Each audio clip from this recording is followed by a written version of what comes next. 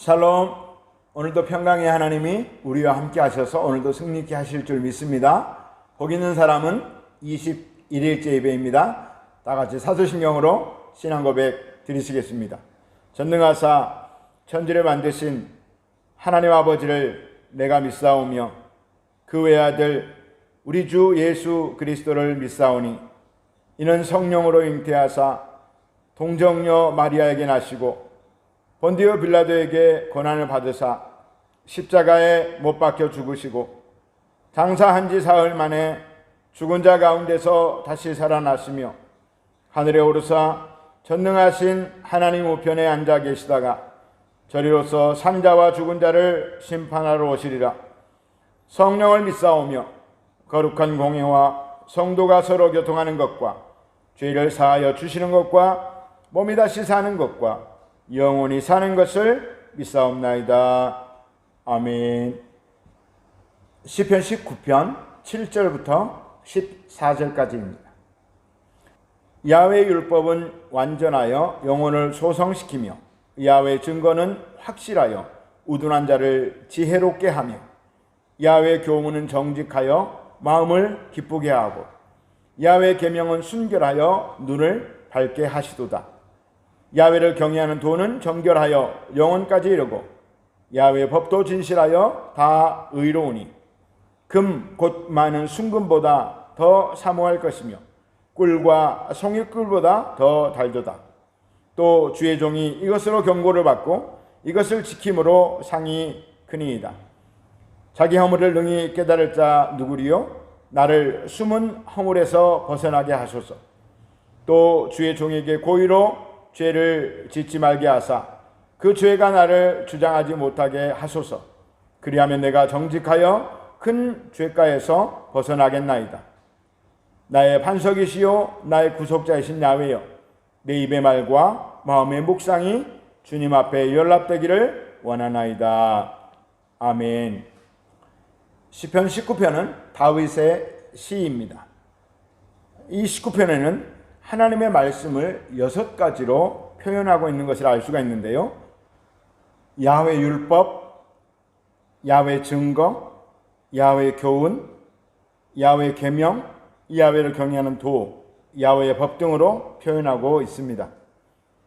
좀 복잡하게 느껴지신다면 단순하게 그냥 하나님의 말씀으로 생각하시면 될 것 같습니다. 야훼의 율법은 완전하게 하여 영혼을 소성시킨다라고 말씀하십니다. 세상의 어떤 철학과 사상도 사람의 영혼을 살릴 수는 없습니다. 단 하나 하나님의 말씀만이 사람의 영혼을 살릴 수가 있습니다. 구원할 수 있다는 것입니다. 야훼의 증거는 확실하여 우둔한 자를 지혜롭게 한다. 보지 않으면, 만져보지 않으면, 직접 경험하지 않으면 믿을 수 없다고 말하는 사람들이 있습니다. 하나님이 어디서 증거를 보여봐. 하나님의 말씀은 그런 사람들에게 믿음의 사람들을 통하여 그 사실이 증명됩니다. 그리고 우둔한 자가 지혜롭게 되어 하나님을 믿는 은혜가 임하게 되는 것입니다. 여전히 하나님은 보이지 않으십니다.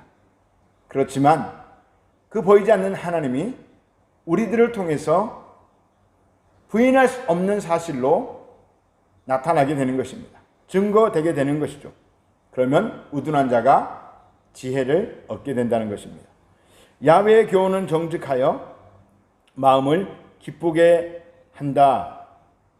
거짓은 잠깐 마음의 통쾌함을 줄지 모르겠습니다. 그러나 그것은 오래가지 못합니다. 거짓에서 오는 마음의 기쁨은 마치 목마른 사람이 바닷물을 마시는 것과 같습니다.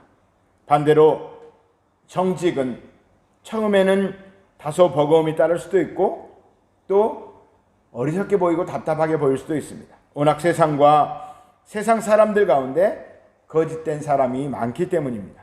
그러나 결국 정직함에서 오는 마음의 기쁨은 삶을 풍성하게 하고 보람차게 합니다.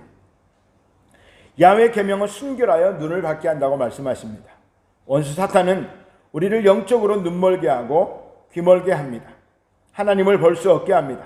그러나 하나님의 말씀은 영적인 맹인이요 벙어리 된 우리를 보게 하고 듣게 합니다. 하나님의 말씀 속에서 하나님을 보시고 하나님의 음성을 듣게 되시기를 축복합니다. 야훼를 경외하는 도는 정결하여 영혼까지 이르게 한다. 세상의 가르침과 철학과 사상들은 불완전합니다. 상대적입니다. 시간과 공간에 따라 변할 수가 있습니다. 그러나 시간과 공간과 상황에 따라 변하지 않는 하나님, 그리고 그분을 경외하는 도는 정결하여서 영원토록 변하지 않으며 우리에게 영원한 생명을 주십니다. 야훼의 법도 다 진실하고 의롭다고 얘기합니다. 진실한 사람, 의로운 사람, 말씀을 따라 사는 사람입니다. 왜요? 말씀이 곧 진실이요 항상 옳기 때문입니다. 다윗은 이 하나님의 말씀을 순금보다 더 사모할 것을 자신에게도 또 이스라엘 백성에게도 권면하고 있습니다. 그리고 그 말씀은 꿀과 송이꿀보다 달다고 말합니다. 송이꿀은 꿀이 가득 차서 흘러넘치는 것을 표현하고 있습니다. 그만큼 하나님의 말씀의 달콤함이 다윗의 영혼을 달콤하게 채우고 기쁨이 흘러넘친다는 뜻입니다. 요즘은 말씀을 접하는 방식이 다양합니다. 어떤 분들은 음성 지원되는 어플을 통하여 말씀을 듣기도 합니다. 또 어떤 분은 말씀을 읽기도 하고 또 속독을 하지만 정독하기도 합니다. 제 생각으로는 말씀이 꿀처럼 송이꿀처럼 달게 영혼을 기쁘게 하기 위해서는 말씀을 천천히 읽는 것이 필요합니다. 할 수만 있으면 천천히 정독하고 묵상하는 습관을 들이시기 바랍니다. 물론 운전하다가 성경을 듣는 것 좋은 것입니다. 성경을 읽독을 위해서 빠르게 읽는 것도 필요하죠. 그런데 더 좋은 것은 천천히 곱씹으며 말씀을 정독하는 것이 필요하다.